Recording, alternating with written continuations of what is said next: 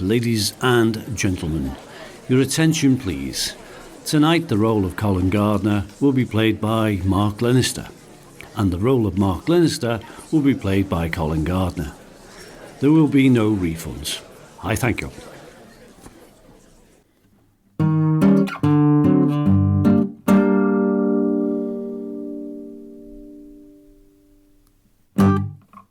Without the aid of a safety net, third-party insurance, or a decent taste in shirts, welcome one and all to the Beatleplaces Podcast with Mark and Col. And by the law of averages, I must be one of them.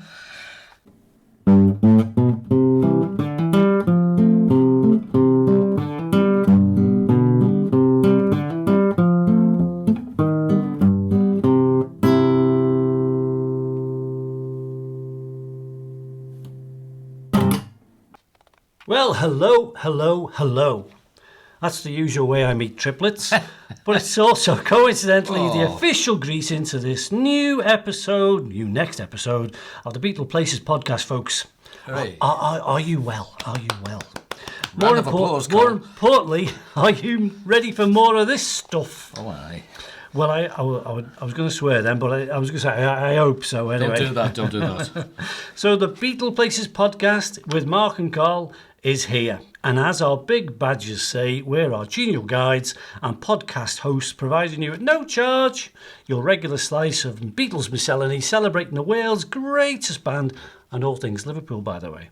I'm Col, and over there, helping himself to all my custard creams, is Mark. Oh, sorry. I'm halfway through the packet there. If it wasn't my ad-libs writer's day off, I'd say something about that. Hello all, I'm Mark, and here to help things along and occasionally break into song. Stop that. Col has hit the nail on the head there. Times once again to rattle our tonsils for a while, with the Beatleplaces podcast now playing to audiences worldwide and surrounding chip shops. And as per usual in each show, we'll chinwag about the Beatles, their lives, their legacy. Yes. And have a bag of chips as well. Oh, aye. And here we are in Liverpool, the very epicentre of where it all began, bringing you lovely people a whole bunch of Beatleplaces musings and fun facts to while away an hour or so while you're having a bath or going for a walk or a jog or shaving the poodle or all four at once or cutting the grass or whatever. The Beatleplaces podcast is about the band and John, Paul, George, Ringo themselves, where they lived, loved, lost, played, dreamed and lots more besides. Beatleplaces is based upon... Or a con. It is a con. It is a con. Yes. The whole thing's a con. It's based on Col's ebook by the same name. So, together, not forgetting the excellent Beatle family trees. Oh, yeah. And his latest tome, Making Knobbly Knees More Attractive to the Opposite Sex. Well, I've thought about it and it's out now. I haven't seen that one. Yeah, it's still upstairs. Oh, it's on the top shelf. Yeah. Right, I mean, dot matrix printer is working very hard to print out the last 5 pages. So I'm not surprised, yes, the filth that's in that one. Right. Off you go. Oh, sorry. Yeah. It's my turn, isn't it? We take turns doing this again. Do you want to stay or go? No, it's all right. Just don't pull up a sleeping bag. So thanks, Mark. You're too much. In that case, I better stop paying him then. Yeah. So let's crack on and enjoy today's episode of the Beatles Places Podcast, live from Liverpool. After all, this is where it all began, and a splendid time is guaranteed for all.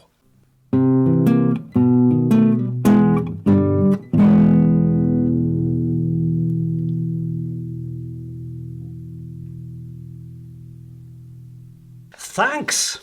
Well, according to my library fine letters, I'm Colin Gardner. And him over there on several cushions is Mark Glenister. God bless his cotton sock. Hello there, chum. Hello there. Hello back. Hello, I'm front as well. Especially hello to all the Beatles fans outside Shea Coles. That's it. I'm Mark. Thanks for listening. We hope you've had some fun and a laugh with our good selves as, with the aid of this pair of jump leads, we start the Beatleplaces podcast. Not there. No, yeah, but why? Coming to a pair of ears near you every now and then, it's the Beatleplaces Podcast. Well, folks, in this episode we'll have our regular features. Don't forget them, such as the Beatleplaces Trivia Quiz, Mark's very own quiz. Let's just see how good or bad you are today, or basically stupid. The Beatleplaces Album Guide to the Fab Four, which is just a big mixture of quotes and mini features. And also this month in Beatles History, and you can kind of guess what happens there. Don't forget, we've got another one called the Beatles Book Review, where we're looking at one or two worthwhile or maybe not so worthwhile reads. I've got a stinker today, and it's a book as well. You can't say that. I can't say that, I've just said it. Oh. And of course, we'll have one or two special features. So this time... It's Cynthia Lennon, The Extraordinary Life of an Ordinary Girl. Plus, we'll have the random mutterings of Chairman Col, quoting fascinating pieces from his book that I'll pick for him to read out, if he can. The sort of musical chairs with words, really. Yeah, musical chairs, yeah. Well, so on with the merriment, everybody. First of all, it's the ever-popular, by Mark's own reckoning, Trivia Quiz with Mark. I do get mistaken for Brad Pitt a lot. Glenister. Thank you very much. I paid you £10 to say that, didn't I? I think I'll get it back. Right. We have 3 questions for you now in the Beatleplaces Trivia Quiz.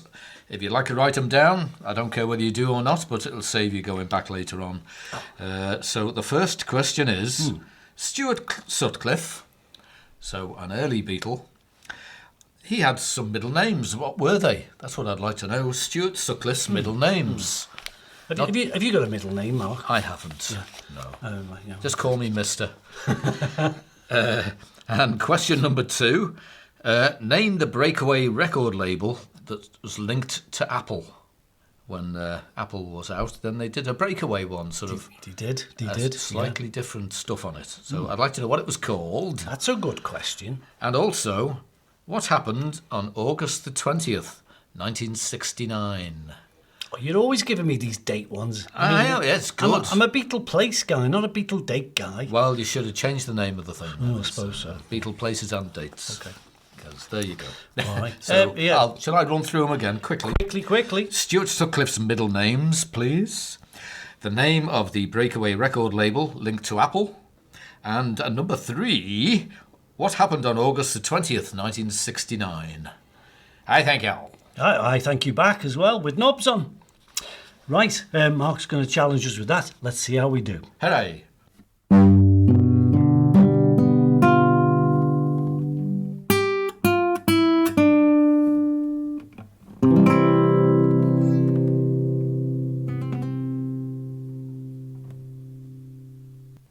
Rightio, let's see who can get them, and meanwhile let's career on over to Col, doing star jumps, munching multi-packs of energy bars, doing the splits, combing his hair, and in preparation of our next feature, the Beatleplaces Album Guide. Thank you ever so much. I hope you like. I'm regaled in the Beatles Album Guide clothing. Do you like these? I think sequins are in this year. Very nice. No need for the bra, though. Oh, okay.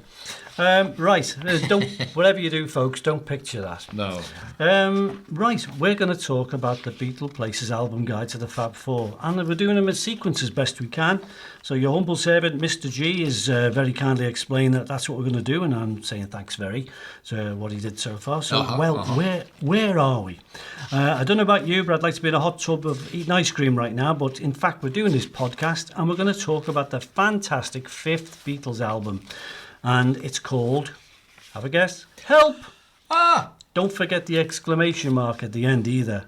That was important. Oh, aye. Yeah. It was February 15th, 1965 when they began recording the Help album. So don't forget, they'd only just finished recording the last album in October 64. Just 3 little months.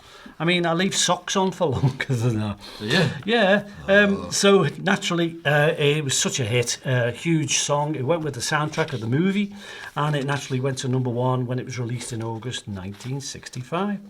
So I'll read out some of the tracks from the album, and the based on the old vinyl version. So I'm going to do side 1 and side 2. Side 1, title track, Help! Exclamation mark. The night before, you've got to hide your love away. I need you. Another girl. You're going to lose that girl. Ticket to ride. Flip it over. Wipe it with your anti-static dust wipe. And we'll play, you remember them? Oh, aye. Anti-static gun, remember that? I've still got mine. Oh, I know you use that to scare neighbours with. Side 2, Act Naturally. It's Only Love, You Like Me Too Much. Tell Me What You See, Yesterday. Dizzy Miss Lizzie. I mean, what a list. And listen to that. The longest track, in fact, was only Ticket to Ride. Roundabout, how long, Mark, do you reckon? Ticket to Ride, how long? 2 minutes, 42 seconds. That's very good. You're about a minute out. 3 minutes 12. Oh, well, isn't it? And the shortest track was It's Only Love, 1 minute 58. And just a few more observations. There was a movie called Help before the band made their movie. So to avoid legal complications and copyright issues, they added the exclamation mark. Very clever. I often do that. Do you? Yeah, all the time. Right now, I just did one. You just missed it. An exclamation mark. Yeah.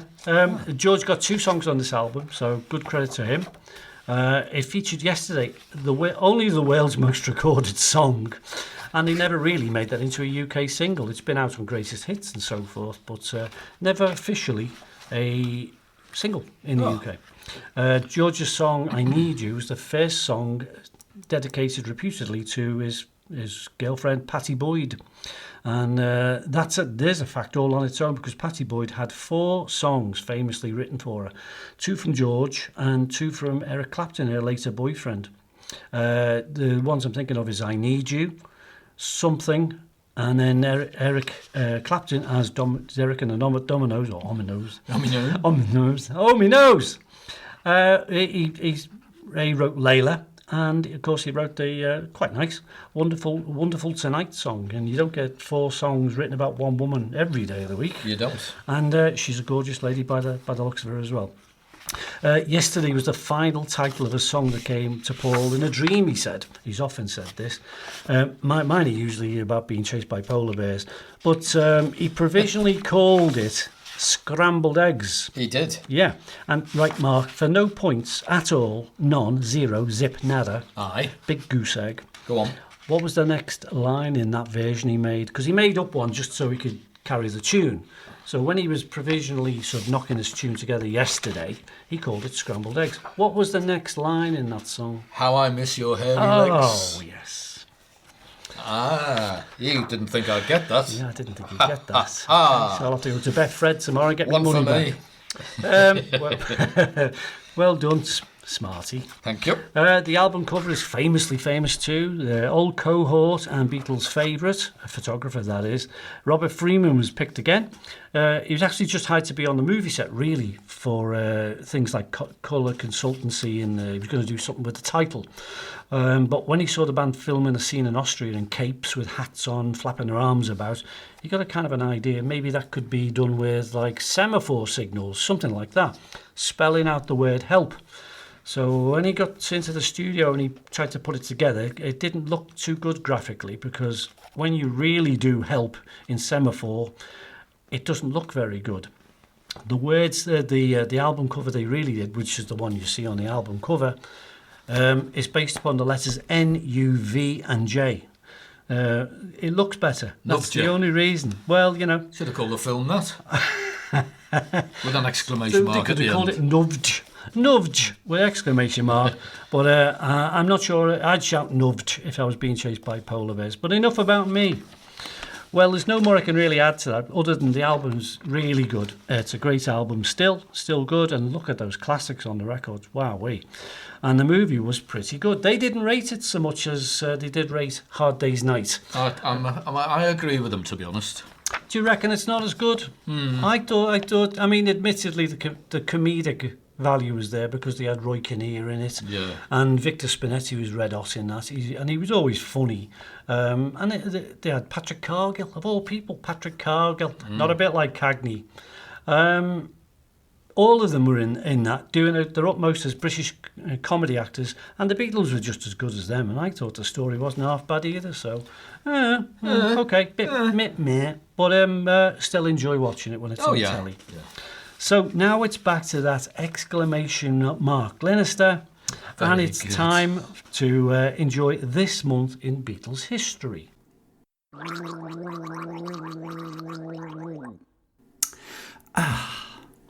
Good evening. Here's a joke.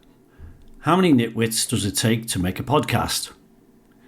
Well, listen to the Beatleplaces Podcast with Mark and Col to find out. Right, back to this.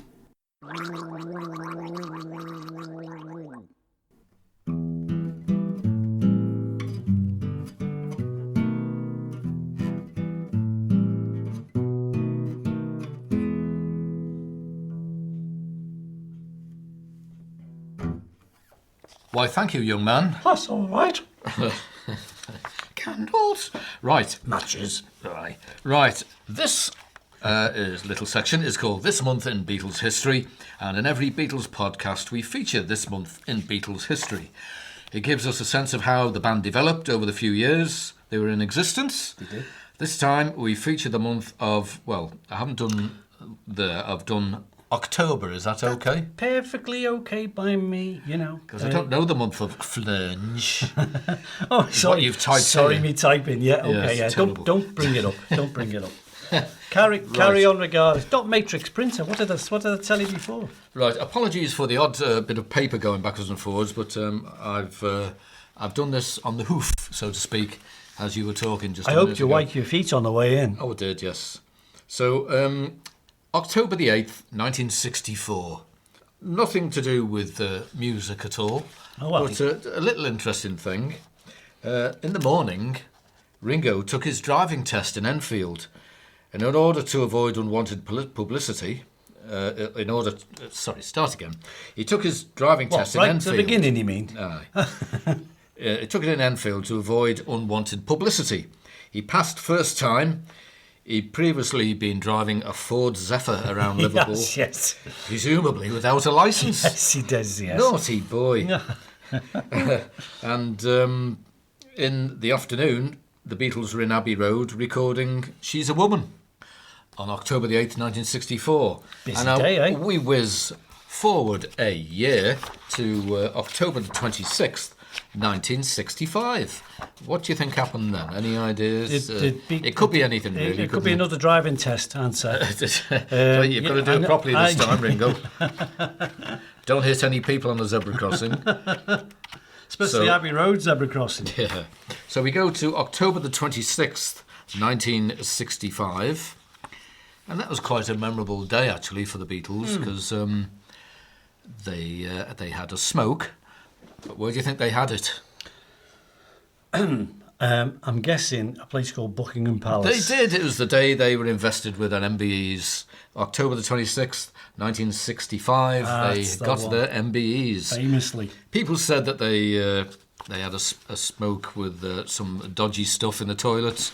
But later on, they said no, we didn't. It was just it was Brillo pads, some ciggies in the toilet, Lizzie's toilet. So now, forward another year to 1966, October the 26th, 1966, and Ravi Shankar arrived at London Airport, and as to welcome him, George Harrison dressed up to meet him in Indian clothes. But Ravi Shankar, who was European educated, arrived in a Western suit. Shirt and tie and cowboy suit hat and everything. Yeah. So it must have embarrassed George a little bit as he's made an effort to get dressed up, and there's Ravi Shankar. He was a devotee, wasn't he, by then? He was, so, yeah. He was so keen, yeah, but oh dear, Ravi, what have you coming? Come on, let's go off to Burger King. So that was it. Beatles history, October 1964, 1965 and 1966. Well, shiver me timbers. That was very good. Ah, off the hoof. it Very was. good, yeah. Off the hoof. 3 out of 10.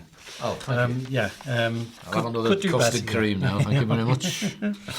So, folks, that was This Month in Beatle History. And he's going to do another one the next time. I am. So, between you and me, let's get on with our next feature. I know.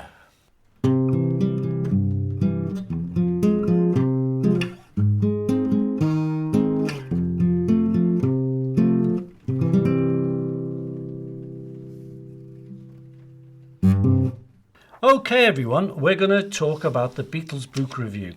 Good and bad, here it comes. Mark and me are going to read a couple of books, and you won't be surprised. There's a gazillion books about the Beatles. So, to save you a few bob, we brought them all here today. Mark's got a wheelbarrow. I'm backing my truck up now. And we've read them all. Heavy. We've read the lot. And now we can tell you which ones are worth spending money on. And this time, we blew all our birthday postal orders from me Auntie Mary, God bless her. I haven't got an Auntie Mary. Oh, well, that's enough said, I think. And I got this one. Oh. And you've got that one. I've got that one. Yeah. So, and yours is, you do first. Yeah, this one's about 6 inches long and it's quite hard. Oh, you mean what it's called? Book. What it's called? Yes. It's an hardback book, and it's called Drive My Car. And it's literally, it's a fantastic little read about the 100 objects that made the Beatles the Beatles.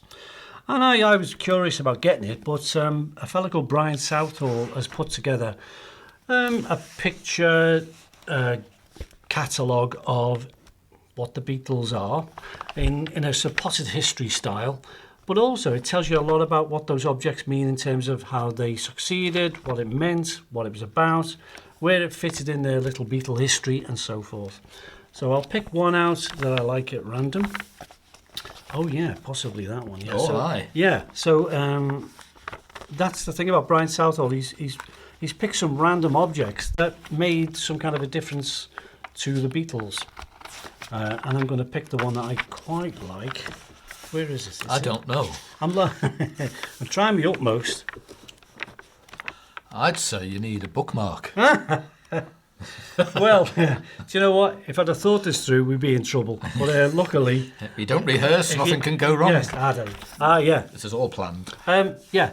He's took a picture here of a piano.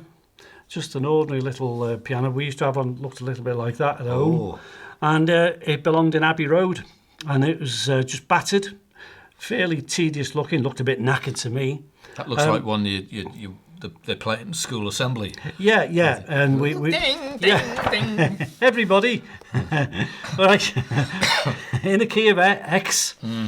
So this is an Abbey Road piano he's talking about. They battered upright, jangle piano, and he gives a little sort of history about it. So when the Beatles arrived in Abbey Road, they just used whatever instruments were in the studio sometimes, and this included the piano that was there. And there was a few of these, and they were on wheels. It was nothing classy or fancy or I don't know. Let's say the word refined about them. They just looked a bit used, and yet these are the iconic musical instruments that made their way onto these iconic records. And this was what the brand of piano is, a Challen.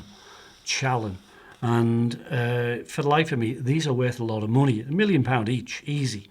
Because tunes like Obla Di, Obla Da, you can picture the instrumental keyboard bit at the beginning. Ding, ding, ding, ding, ding, ding, ding, ding. Even that one in the right key. and many other tunes like that were played on the Challen piano that was just lying around. Wasn't brought in especially.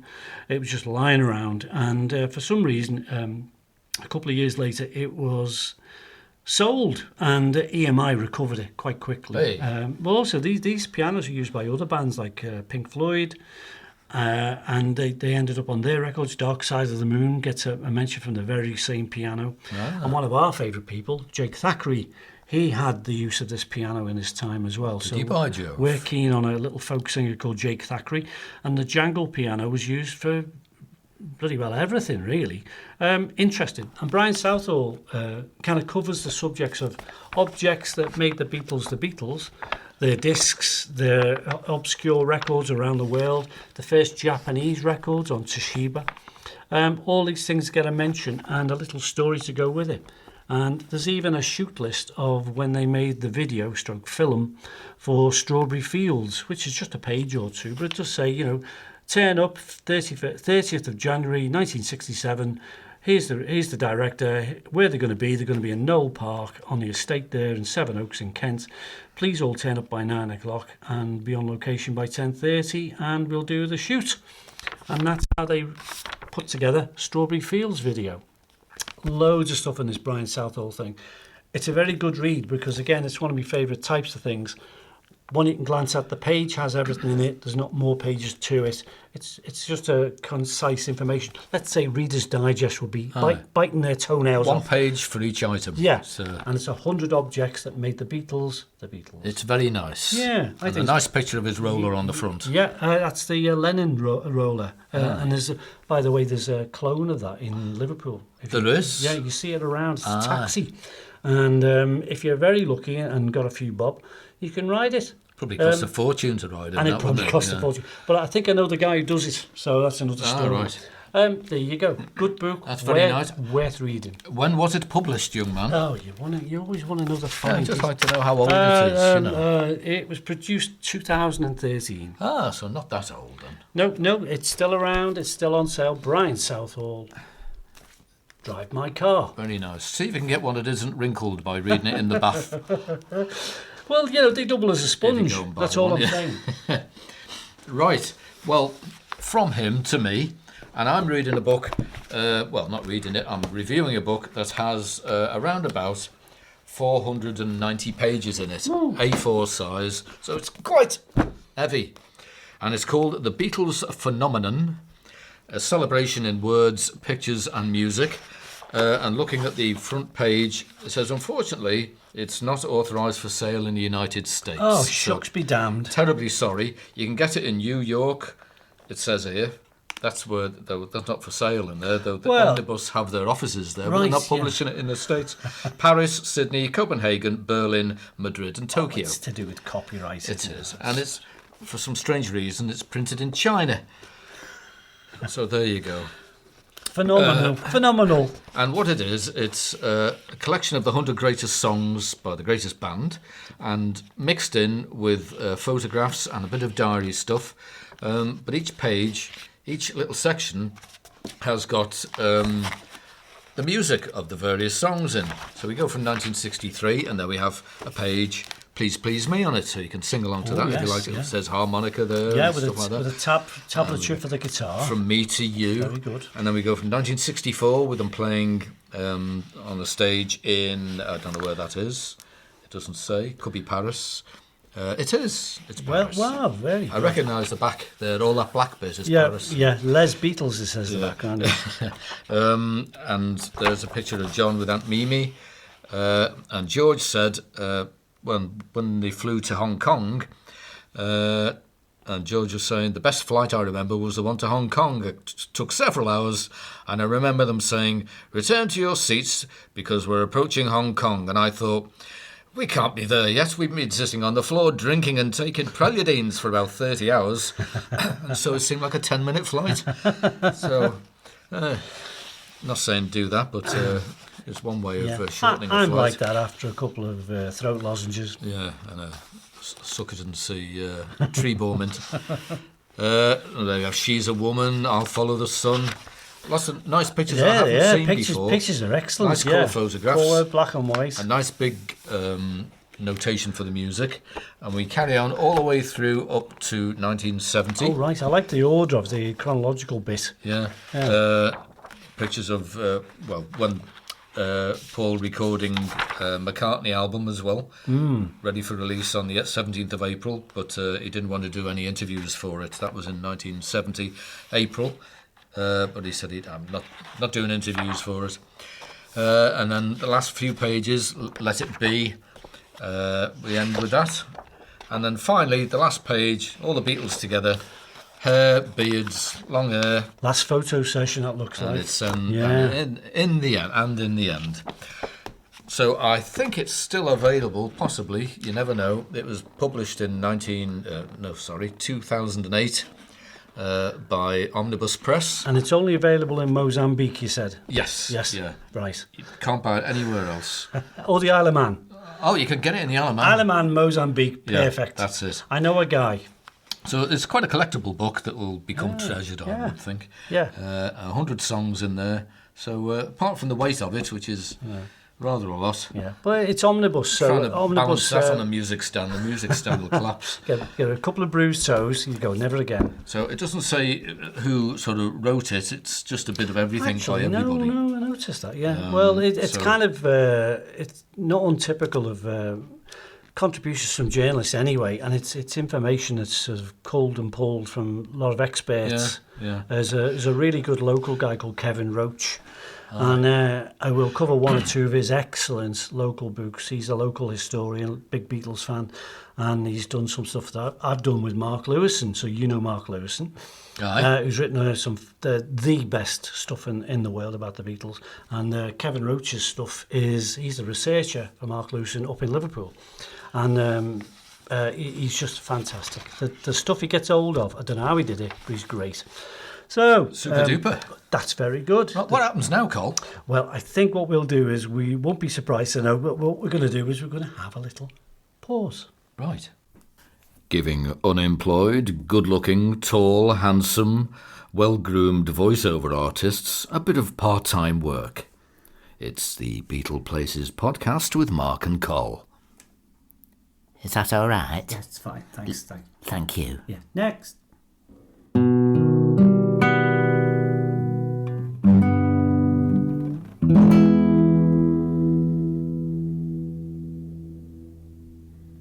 All right, what happens now, Col, after that break? Oh, sorry. Yeah, you wanted me to say something. Well, I think it's time, just quickly, that you went and recovered those Beatle trivia questions again, just to throw them at me, because let's say them. What have you got? Right, question number 1 is Stuart Sutcliffe, an early Beatle. Stuart Sutcliffe's middle names, I would like, please. What are Stuart Sutcliffe's middle names? Okay. Any idea? It's not Elsie, that's a clue. No, Hildegard. Ooh, close. Aloysius. Oh, we'll see when we get to the end. Okay. And also, question number 2, name the breakaway record label that is linked to Apple. They sort of breakaway one, and they released avant-garde sort of stuff. Was it Music for Pleasure? Very close. Again, you're getting very close nowadays, Colin. Get back a bit, will you? And question 3 is this one. What happened on August the 20th, 1969? August the 20th, 1969. So Stuart Sutcliffe's middle names, the name of the breakaway record label linked to Apple, and what happened on August the 20th, 1969. I think our family went to Pathelli that year, Butlins again. I left school. Did you now? Good heavens. Well, No, I didn't. Wait, you came Yeah, into after. school? You joined school? Well, it was the holidays, so how could you left? Oh, you Oh, could have I- left school, yeah. You would have had a good time. Well, I didn't, though. I was still in school. Right, then. Okay. Without any further ado, in fact, no ado at all. Not a sausage. We're fresh out, so here's Col with our featured topic tonight, taken from the Beatleplaces book, written by the man himself. Oh, yes, that's me. Here's a fiver. It's about Cynthia Lennon, the extraordinary life of a very ordinary girl.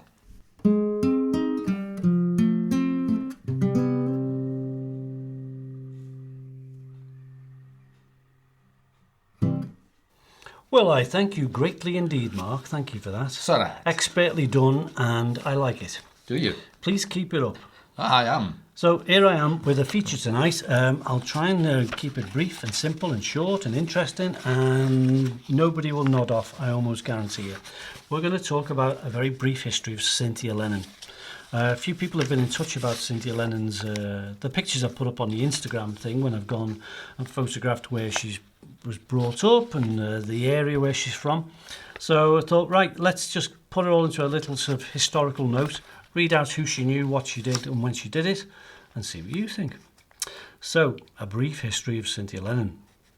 Cynthia Lennon was born Cynthia Powell, and she was there when there was no Beatles. John Lennon was just a boy and he was in college, and Paul and George were actually school kids.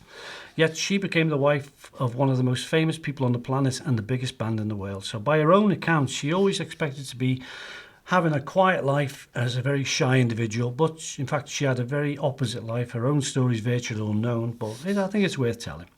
So she was born the 10th of September 1939, and she was born in a place called Blackpool in Lancashire, which is just a bit north of Liverpool.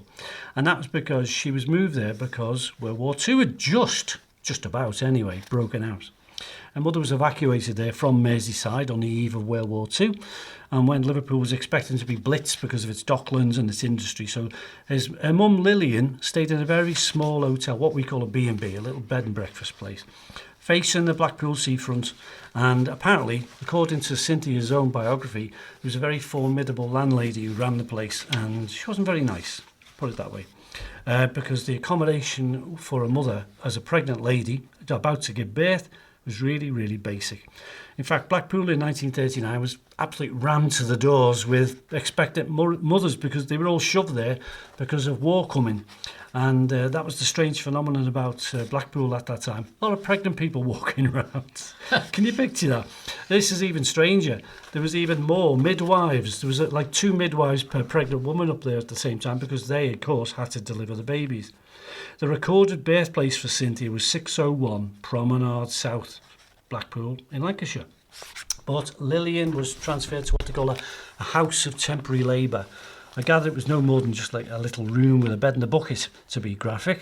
So once she was born, however, Lillian was so desperate to get out of Blackpool, she left with her husband, even though it was probably not medically sound to do that. So I looked into that. And you know me, Mark, dog with a bone. So I went and found out that the landlady who ran the place was a Mrs. Annie Jowett. She was born in 1875. So how old would she have been? Oh, I don't know. Quite old. Yeah, quite old. Anyway, a stern lady. But the good news was there was a little hotel waitress working in the place, and she was from just round the corner from where Lillian Powell was brought up, in a part of Liverpool called Wavertree. And she actually went back there after the war. So the good news was that as and when Lillian went into labour, she was absolutely surrounded by midwives who lived either side of her in the bed and breakfast place she lived at. In fact, there was something like 15 midwives in the neighbourhood. So you couldn't fail. You couldn't fail. The one, I think, who delivered the baby was a lady called Gertrude Wally. Gertrude came from a place called Preston in Lancashire, and she was a sister midwife. And so much like Paul's mum, who was a midwife anyway. So as much as I know, Gertrude was involved in delivering Cynthia. Let's see, what else was there? Yeah, so an awful lot of midwives, awful lot of pregnant people. Funnily enough, awful lot of teachers in Blackpool at that time because the kids had to be evacuated somewhere. And like people like Neil Aspinall and people like that, when they were evacuated to Wales and so forth, my dad was evacuated to Wales, they were just sort of out of harm's way because of the bombing from the Germans, as in when they came in 1939, 1940, 1941, when it was a bit hairy. So everyone sort of moved up and moved away from the busy area or the likely targets, and that included school teachers and school kids. So who were the parents of Cynthia? Well, they were Lillian, who I've mentioned. Her original name was Roby, and she came from a place called West Derby in Liverpool. Now, interestingly, her dad, excuse me, I was about to burp then. Excuse me, how unprofessional. Strangely, interestingly more so, dad was called Charles Powell. And he came from a place called Windsor Street, Toxteth. Now, Windsor Street, if Beatles know their Beatles stuff, that's where Ringo worked. He worked for Hunts and Sons in Windsor Street. So, in spite of all this sort of commentary that the Powell family were posh and they lived in a posh area, not quite so. Not quite so, because they had more humbler backgrounds than most people know about. So in spite of that posh label, they came from just ordinary working class homes like everybody else. So when they did come back, they moved away from the road they originally lived in, a place called Brookdale Road in Wavertree, which is where Frida Kelly, the Beatles, I need to say Beatleplaces then, where the Beatles fan club, Frida Kelly, came from, Brookdale Road. So they moved over the water, as we call it, over the River Mersey to a place called Hoylake, which Mark will know a lot better than I do, and in around about 1940, and they never went back to Blackpool, I'll tell you that. So Cynthia went to live in Hoylake, which is, do you want to describe Hoylake? Yeah, it's an old fishing town. It's grown a bit since then. Actually, my nana used to know Cynthia's mum. Oh, right. Because the road that they lived in on Trinity Road is opposite. Across the road, Market Street runs 90 degrees to Trinity Road. That's the main road. Yeah. And then on the other side of Trinity Road, across Market Street, is Elm Grove, which is where my nanny used to live. Ah, And my mum. that's interesting. So, and she knew Cynthia's mum. I think in a sort of area like Hoylake, like we know it, the smallness of it meant you did know everyone's behaviour and business. Sort Everybody knows what was going on. Not untypically. Did you know where our first school was? I don't. It was the parade. Was it? It was the parade on the prom. My school, and I used to go there as well. Yeah. I thought as much. So you never knew, and there you know. You can see my carvings on the ladies' toilet wall there. All coppers or something or other. I can't remember what you wrote now. So it's on Hoylake Promenade, and Hoylake faces the Irish Sea. And to the right of Hoylake, you can see Liverpool and its environs over the River Mersey. And the school is still there, isn't it, Mark? It is. It's now a social centre. Oh, yeah, I've been there. It is. Been there not so long ago. And they have it's a lovely place to go for a walk, actually.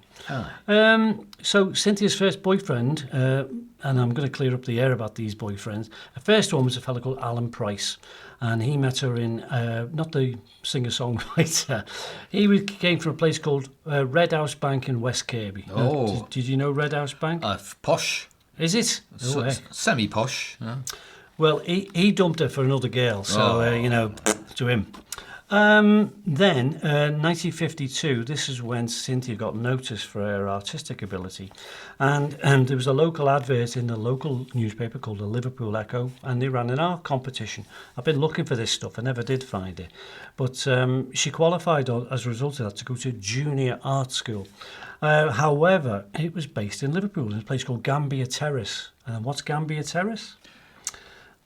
Go on. It's where all the art students all lived, including John Lennon. Aye. So that in a place called Hillary Mansions, and we've been there too, haven't we? We have. So in a weird way, kismet, if you like, Cynthia, age 12, went to a junior art school in Gambier Terrace, just a few doors down from Hillary Mansions. That's convenient because her dad actually went to Liverpool to work every day. And so together he went to take her to school, and then they came home by train every day. And it was there that Cynthia met her lifelong friend, a lady called Phyllis Mackenzie. And they became graduates of the art school, and then they went to the big school, the Liverpool Regional Art Centre, the Liverpool College of Art. And she went there to study for an art diploma because she wants to be an art teacher. By 1956, she'd moved into Trinity Road in Hoylake, which is the more famous of the powerhouses that she moved in. She'd moved to a little one in Waverley Road. Have you heard Waverley Road, aye. The one that the photographs have been taken of, and where the Beatles went and John Lennon went a lot, was 18 Trinity Road. And they moved there in 1956. It's a little terraced house, isn't it? Nothing. I'd like to know how he got there, actually. Did he go on the train or what? Because if he did, he must have walked past my nana's house if he got off at Manor Road Station. He did. He did. He must did, have got off at Manor Road Station, walked along the little path by the side of the railway and up past my nana's house. Well, there's something else. So you'll be signing autographs after the show. I will, yes. Whether I saw him, I don't know, but I would have only been a little lad. Yeah, pushed in a pram, no doubt. Yeah. Because, he did. There's a later thing I'll mention in just a sec. So we get to a key point here when she had a major boyfriend, a fella she used to call Barry. And we never knew anything about him. And Barry was this, what they call a Hoylake Romeo. Oh. He had dashing Mediterranean looks, and the word was, and she never did mention any of the autobiographies she ever wrote, what his surname was. And other that, his dad was a window cleaner. So we all know about window cleaners. We all know window cleaners, yeah. And they clean windows. Yeah. So, thank you, Mike and Bernie Winters. Who was Barry? Well, I looked into this, and I did the dumbest thing. It was a couple of years ago. But like what the internet is nowadays, local communities have local little websites. So there's a Hoylake one. And I spoke to a guy there called John Cronin, who's a smashing fella. And I said, do you mind if I put a question out on your billboard, wherever the word is? Did anyone know who Barry was, who was the guy who dated Cynthia Lennon? Because Barry apparently got engaged to Cynthia. And John Lennon didn't take umbrage when he first met her. He kind of said, I didn't want to marry you, I just wanted to have a dance with you, or whatever it was, famously he said. Because she was allegedly engaged to Barry. and things were being planned. Money was being saved in the bank and stuff. Aye.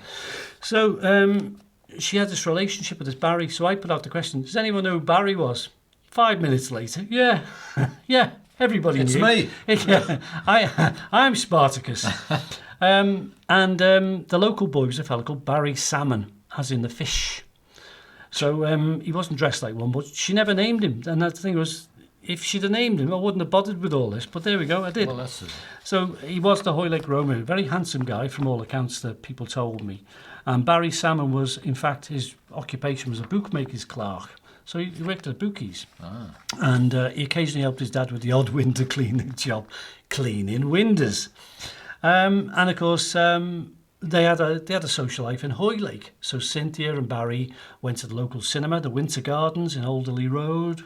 Ring a bell? I've been there. I've been there many times. Can't remember what I saw, but I went there. I can. It's at the bottom of the road where he came from, Alderley Road. Aye. So he came from there, and they sat in the courting seats, which are like a seat without the armrest in the middle. Back row. Yeah, back row. And so they got on famously, but it never wasn't going to last because Barry kind of fancied a red-haired lady in the same road as where Cynthia came from. Lothario, was he? Yeah, I don't know what religion he was, but he went out with another girl, and we never knew her name, and I never did find out her name. But she was red-haired. She lived in Trinity Road, and it upset Cynthia for quite a little while. The other news is about Barry is he sadly died in 1994 locally. But he married and he had a life, and if we'd have known more, it would have been interesting. But there was Barry Salmon, first serious boyfriend of Cynthia's. Aha. You want the best. You expect the best. You deserve the best. So while you're waiting, here's the Beatleplaces Podcast with Mark and Col.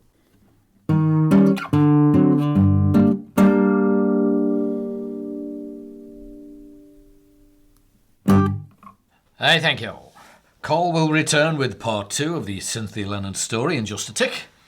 First, though, we've a new segment to this podcast. What's it thingy? Whatever it's called? It's a podcast. A plodcast. A plodcast. All about policemen. The random mutterings of a chairman Col. What's new, you say? Well, in each show, I'll give Col a chance to read an item from one or two of his Beatleplaces book, which I'll select at random. So I'll begin proceedings by asking Col to sit down, stand up, take a breath, flick through his weighty tome. Hang on, what was the first one again? Stand up, sit down. Put your left leg in. It's not hokey cokey with Col, is it? Flick through his weighty tome and also his book. And when I say stop, he reads out a portion of the book. Hopefully it won't be a blank page or the index or the back of the book. Shall I start now, mister? Are you ready? Yes, mister. Gird your loins. Off you go. Stop. What have we got? A fella called Johnny Hutchinson. Oh, aye. Wants to know more about this fella because this fella played the drums with the Beatles once or twice. 2 or 3 times, in fact. Not a nice guy from all accounts. John Howard Hutchinson. Born in Malta, 1940. He had a load of Malteser. He not as tasty, but I know where you're coming from. He had a number of associations with the Beatles. First of all, he was a drummer from 1959 onwards with Kaz and the Casanovas. One of those sort of bands where it was Dave and the Mellotrons or something like that. Yeah. And he next joined the famously Johnny Gustafson and Adrian Barber, who are pretty much musicians, because he and them formed the Big Three. They were a really big deal once upon a time. They were, yeah.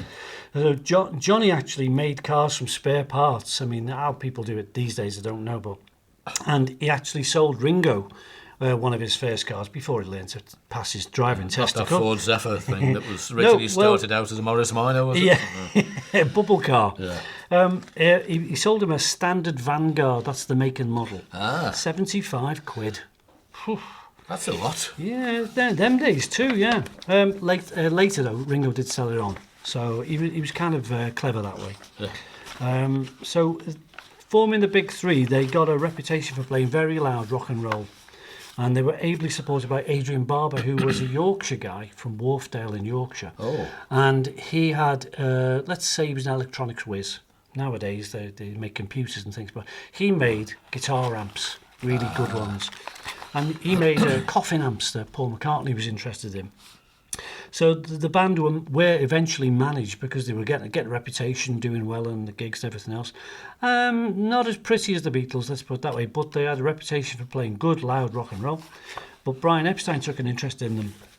But in fact, they just turned out to be too rebellious, and soon they were dropped. So very unfortunately, they quit him before he quit them. In May of 1960, he was auditioning with Casting the Casanovas at the Wyvern Social Club, which is in Seal Street, not far from the Jacaranda. And not in Wyvern. Oh, am I wrong? Did I say that wrong or right? Well, no, that looks Wyvern, like the Wyvern. W-Y-V-R-N. I wonder why is it called the Wyvern, I wonder. I gather after the guy who ran it. Mr. Wyvern. Yeah, Brian Wyvern. I'm making this up as I go along. Up. Yes, I noticed. That's your next quiz. Why was it called the Wyvern? I'll find that out for you, matey pie. On, so that was later the Blue Angel. Now that's a more famous club. Could have been on Wyvern. But on the day, Johnny Hutch was there with his band, and he was back in, as it turns out, another band who turned up hoping to get some work. They were called the Silver Beatles, spelt with 2 E's. They didn't have a drummer, and they were hoping to get some work with the famous impresario, a fellow called Larry Parnes. Billy Fury, a famous Liverpool singer, was there, and he was famous before they were all famous, that's for sure. And hopefully they could have backed him as a backing band. So the trouble was they had to audition, but they had no drummer. So Johnny was filling in for them, just for that one particular audition.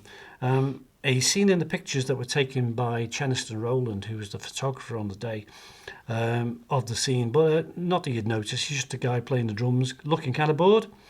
But Johnny Hutch didn't particularly like Lennon very much, probably because he was very sarky and silly. And in spite of them needing him, he was kind of reluctant to play anymore. Anyway, he did help them one more time, even though they got the Scottish gig a bit later on with Tommy Moore. A bit later on, he helped them out the day after they got rid of Pete Best. In fact, I think it was the same day. Oh, dear. They had a gig in Chester, which is near us, and just down the road a piece. On the 16th of August 1962, they had a gig in Chester, probably the River Park, and they needed a drummer, a late replacement drummer. And on that day, Johnny Hutchinson said, yeah, all right. And that was his last association with them. He's been interviewed since, but he never kind of took off fame-wise. The band, the Big Three, split up in about the mid-60s, and he often said that he could have been a Beatles drummer, but my thinking is no, he wouldn't have been. Anyway, little brief history, Johnny Hutch. And all that is from Col's book, and next time we'll be doing something of the same as well. Absolutely marvellous. Thank you very much. Now, Mark usually does the jingles here, but he's got the hiccups. So I'm just going to let you know, any second now, he'll tell you that this is Beatleplaces Podcast with Mark and Col. Just let him get over this. You want a drink of water? Put your head between your knees.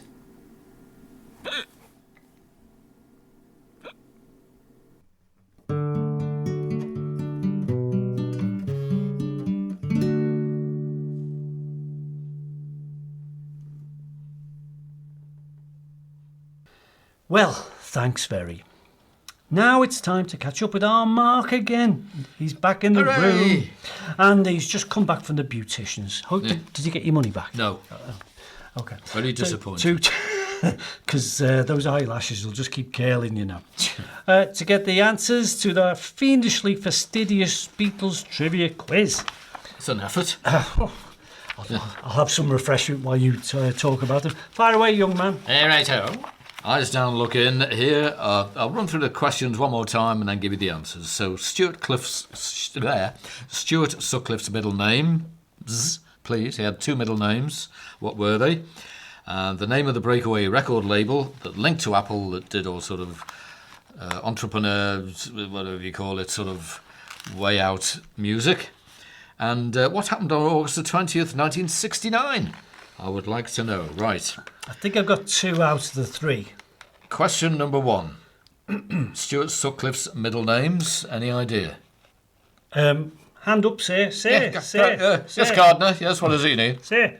Is it Ferguson Victor? It is. Well done. Stuart of Ferguson of Victor Sutcliffe. What a name. With 2 S's in Ferguson. Wow. Yeah. Sounds more like a car, really. The It does, Ferguson Victor. Yeah. Drive it now. Yes. And the name of the record label linked to Apple that released avant-garde sort of music. Any idea? Yeah. It was electronic stuff, wasn't it? It was. A lot of crazy stuff. Aye. And a good thing too, really. I think it was good for them to experiment like they did. Zapple. That's with a it. Z. Well done. Aye. Zapple. And George Harrison released Wonderwall Oh, he did, didn't he? on that album, yeah. which I have at home, Yeah. somewhere in the loft. And finally, what happened on August the 20th, 1969? Not a clue. Okay. Not a clue. Right, the Beatles were in Abbey Road, Yeah. and they did a song called I Want You, She's So Heavy, with a big riff at the end Oh, of it. It fantastic. goes on and on and on. And it stops all of a sudden, didn't it? Well, they actually literally cut the tape. Then they just, right, we'll cut it there. Cut the tape. Ooh. And also a very memorable time, because that was the last time the Beatles were all together in Abbey Road studios. He had something They to do weren't with there anymore Yeah. after that. Ah. Singly maybe, but not all together. Yeah. And ever since, I suppose. So Oh, blimey, yeah. that was it. Oh, very interesting date that. Never could have connected that up, really. I would have said something to do with them finishing, but 69 led to 70, and it was, well... It all started you going a couldn't, bit Wrong. Yeah. Hey, cheers, Mark. So there we are, and I thank you myself. Round of applause to me. And now we'll join Col with part 2 of the Cynthia Lennon story, 1957 and beyond. Another one of Col's well-researched epics. So pull up a beanbag and let's have it, Col. Okay, folks. Part 2, Cynthia Lennon story, a brief history of a very ordinary girl. From 1957, Cynthia and John were an item, and the details of the romance very well documented. And being students, they always had limited funds, and they were always spending afternoons in sort of Chinese restaurants, Chinese coffee bars, with 1 cup of coffee between them, and it was always like just college-related stuff. So the thing was that Cynthia had no funds, was in love, and her and John just kept things going until she was trying to finish her ADT, art teacher training course. She stayed at home in Hoylake up until about 1962, but she wasn't very well around 1960 because she had some stomach pains, and she found out when she was staying over in Stuart Sutcliffe's flat in Gambier Terrace at Hillary Mansions. And as a result, she was rushed to a local hospital over the water, over the River Mersey, in a place called Hoylake Cottage Hospital in Mells. And Mells is a funny place. It's spelt funny, and Mark will spell it for the audience. It's Meols. That's it. Pronounced. Meols, if you're posh, but Mells to everybody I always else. say Mells. It's Mells. I looked at first time I saw it, I went, what? Anyway. I've been in that hospital as well, because I had my adenoids out there. Oh, right. Oh, well, So there you go. Are you any better for it? Oh, wait, pardon? I was going a bit deaf in one ear, so they took my adenoids Oh, I out. see. Pardon? So, folks, this is a running joke. Be prepared. So, poor old Cynthia, she was diagnosed at the hospital, Hoylake Cottage, with a grumbling appendix, and she had to spend 2 weeks in convalescence there. So, like Mark mentioned, did John ever come up to Hoylake on his own? Well, he often did, to visit, stay over, have egg and chips, spend days with her and go to the pub and whatnot. And he brought George over one particular time. They came by train, and they popped into the hospital, and even though it kind of miffed Cynthia a wee bit that John was not on his own, he'd brought his Bezzy with him, and difficult to say the least. But they nipped down the road, went to see Lillian after the hospital visit, had egg and chips, and then they went home via Hoylake Station. So, always never missed an opportunity to get fed. So in 1962, Cynthia moved away from Hoylake. She went to live in Liverpool in a little place called 93 Garmoyle Road in Allerton. We've been there. It's one of the strangest places I've ever been because I never knew this stuff. And the word is that she was trying to get her teaching experience by locating herself nearby. And she was at two schools based in a place called Garston, which is South Liverpool. She didn't stay with her mum because her mum had gone and rented out the house that she lived in because Lillian Powell was going to be babysit for some relatives out in Canada. So she nipped away for a while, and when she was away, Cynthia was busy being a student, being a trainee teacher. She went to go to Liverpool, her mum went to Canada, and the house was up for rent. And that led to a few complications a bit later on. Luckily, Cynthia managed to get John round once or twice, but then he had to nip off to Hamburg. So she got very lonely. And at that time, Paul was dating a lady called Dorothy Rowan. And she managed to convince Dot, who didn't live far away, actually. He said, why didn't you come and live in a bedsit with me in this bedsit house? So they both stayed at Garmoyle Road in Allerton, and they kept each other company and waited for Paul and John to come back from Hamburg. So this was when the Beatles were just about starting to take off. Things were paying off at long, long last. Meanwhile, Cynthia had a part-time job working on the cosmetics counter at a place called Woolworths in Allerton, very near Penny Lane, as most things are. And what she didn't realise was when John did come back, it wasn't very long before Cynthia became pregnant. Okay, so things got complicated. Now, Mimi wasn't very approving of this, and when a wedding was suggested, because that was the way things were done then, Auntie Mimi, John's auntie, didn't want to attend the actual registry office wedding. It was a place called Mount Pleasant in Liverpool, and that was going to take place 23rd of August 1962. So the complication was that Cynthia's mother had come back from work in Canada just a little bit early, but had to go back out on the 22nd of August 1962. So she couldn't even see her own daughter get wed. So luckily it was down to Brian Epstein to be a witness, as George was. Ringo didn't get an invite, and that night they were hoping to do well because that night at the Cavern, the band were being filmed by Granada TV, singing Some Other Guy. Very strange couple of days that must have been. So the next day, the 23rd of August, John and Cynthia wed. And it was down to Brian to be the limo driver and get things sorted. But he didn't have a very sophisticated reception. It was just down the road in a place we've been to called Reese's cafeteria, posh word. And they went there and they got wed. They had a kind of a honeymoon, which was at Brian's secret flat, which is based in Falconer Street in Liverpool. And then eventually they went back to Mendips. Now, they couldn't go to Hoylake to live because the house was still for rent. So it was difficult. But in no time at all, it was April 63, and Cynthia, heavily pregnant, had to have a baby. And John was on tour, being a Beatle, a famous Beatle at that, being very famous. And things were taking off big style. And she went and delivered the baby, or got the baby Julian at Sefton General. She did return to Mendips, and Auntie Mimi did her best to sort of deal with it and deal with her. But bringing up a baby and everything was getting difficult, but she persevered. Luckily, when the band were, I would say, officially famous, they stayed in Paris. And Mark was talking about Paris before.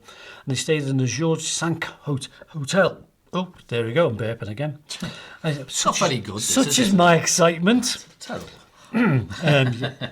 As long as I don't do anything else. So John managed to get Cynthia to the George Sank Hotel on a belated honeymoon from the 16th September to October of 1963. And it was great because luckily they bumped into Astrid Kircher from Hamburg in Paris as well, there at the same time. Brian Epstein was there. It was jolly old fun. And they stayed there for a while. So as soon as that was over, John had to go on another tour.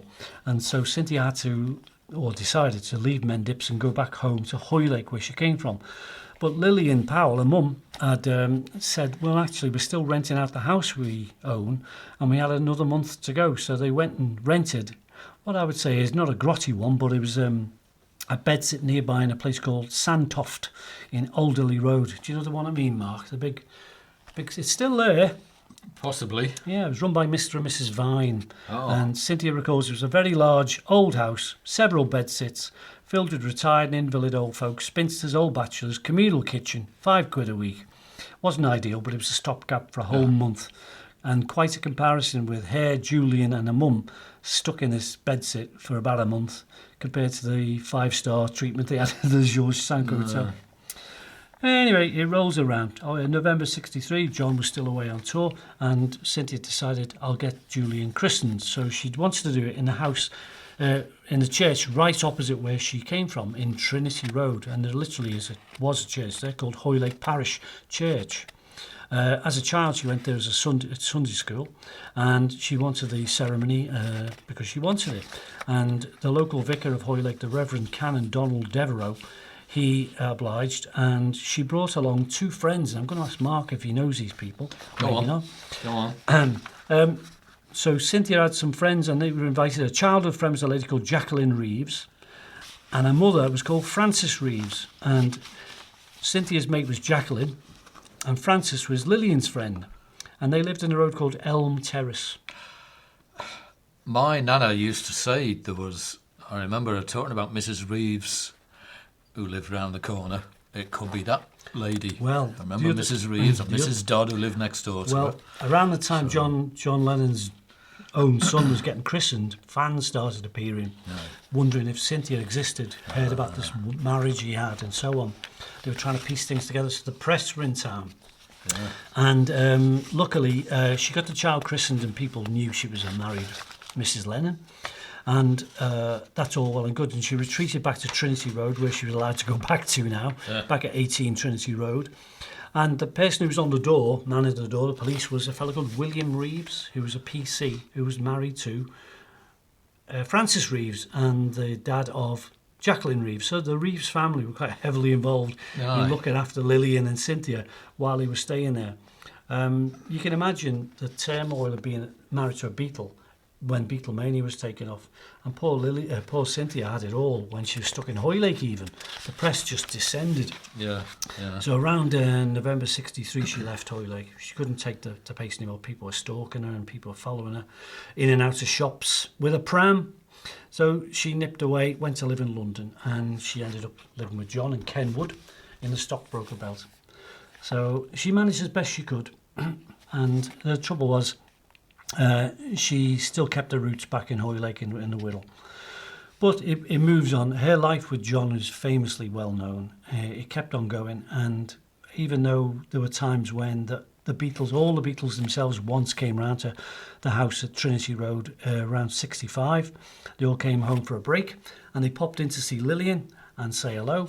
It did surprise the local neighbours that 4 Beatles were climbing in and out of a cab in Trinity Road, but they did. Sure. So let's move the clock a little bit higher, further up, and by 1968, John and Cynthia weren't really uniting anymore. The relationship had broken down, and they got divorced. And she married a fellow called Roberto Bassanini, and he was the heir to a hotel chain. And he lived in London, as you can imagine. But it didn't take so long when they too divorced, and Cynthia decided to go back home, back to Hoylake. And in 1974, she came back to live in a place called Rosebank in Redstone Close in Mells, that was the aforementioned Mells. And she moved in, and she's in the phone book, Cynthia Bassanini. And all this time, there's Julian growing up, going to school. Now, the school he went to was Kingsmead School in Mells. Now, how big a school is that, Mark? It's quite a big school. Yeah. Is it a posh school? I would say it's a posh school. Nice big playing field. It's a private school, though, isn't it? Yeah, it is. You go past on the train, you used to see them all playing football and rugby. Rugby. With an I. Yes. So all I know is that was his 5th school up to that point. So he did his best. But the funny thing was, John Lennon, his dad, wasn't giving him music lessons or nothing. This was given by his gym teacher, a fellow called Brian Wynne, who lived local. And he taught him guitar. And we know Julian Lennon became a musician, but his dad helped a bit later on. But at that time, no, not much. Also, there's a funny fact is that when Julian was trying to sort of get his ties back with his dad. This is when John Lennon was sort of living with my Pang and things were going on in America, and John couldn't leave America. So Julian went to see his dad in America. So there were trips organised so Julian could pop over and see his dad in New York. And it was helped by Pattie Boyd, Eric Clapton, George Harrison's wife.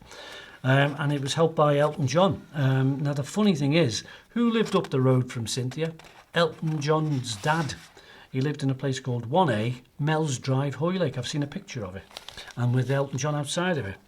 So that was all organised through Elton John, Pattie Boyd, and Cynthia just let Julian go over to see his dad. And famously around that time, he recorded a little song at the end of one of John's albums called Ya Ya. He only plays the drums on it, but he's all right. He's on Walls and Bridges, as much as I remember. Aye. So thereafter, John kept in touch with Julian, and he kept on ringing the house in Hoylake. Later on, though, Cynthia moved out to live in Wales because she got on famously with a fellow called John Twist, and they went to live in a place called Ruthin, spelt Ruthin, and they opened up a bed and breakfast place. I mean, if you wanted to stay famous, open up a bed and breakfast place. Wow, let's go and stay there then. And it was called Oliver's Bistro, and that was in Ruthin. And of course, Julian had to stay at the local school there, another private school. But strangely, the bed and breakfast thing was helped along by Paul's stepmother, a fellow called Angela, who was Jim McCartney's wife. And she used to pop down to North Wales, it wasn't far, and helped her run the B&B. Unfortunately, it didn't last too long.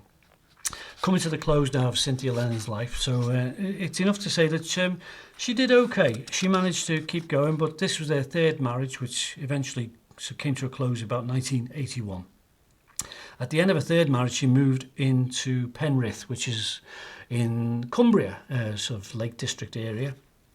And at this time, around 1984, Julian Lennon got himself famous. He became a musician, produced a very good album, I quite liked it, called The Lot. And that was a worldwide hit. So he didn't do too bad all on his own. So luckily, that helped. And Cynthia must have been very proud at the time. But around 2002, Cynthia remarried for a fourth time. She married a fellow called Noel Charles out in Barbados. And that marriage lasted about 10 years, about 11 years, 10 or 11 years. But the thing was, Cynthia was always connected with her friends from art college, always connected with Julian, always connected with Jackie and Julia, who were John Lennon's half sisters, might be the word, and all her old mates. And unfortunately, her mum, Lillian, died around 1985. And similarly to poor Cynthia, died in 2016 in Spain, living in Spain. So it was rather a full life for rather unexpectedly an average girl.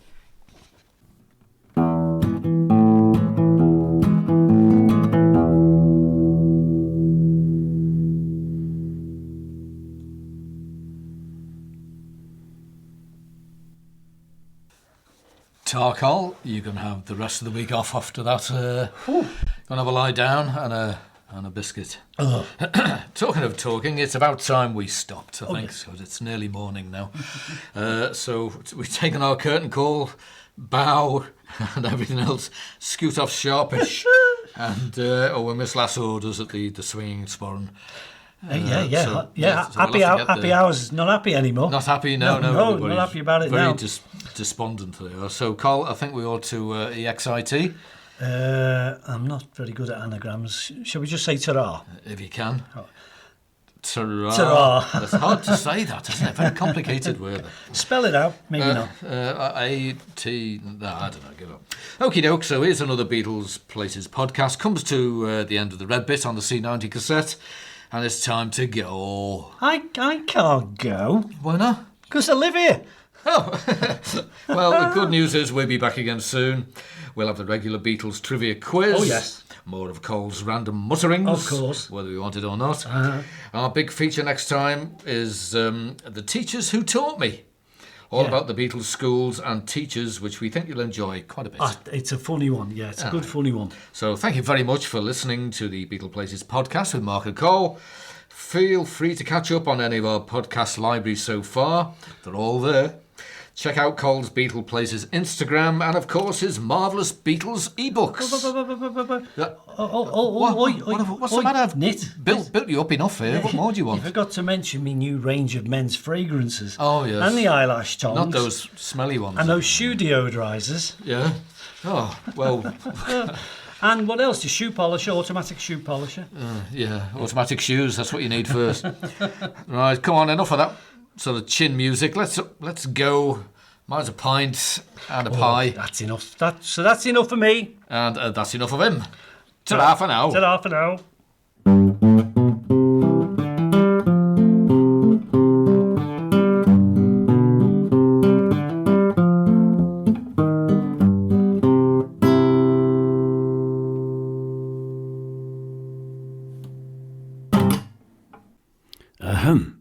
Thanks for listening to the Beatleplaces Podcast with Mark and Col. We hope to see you again real soon, and don't forget to visit the gift shop on the way out.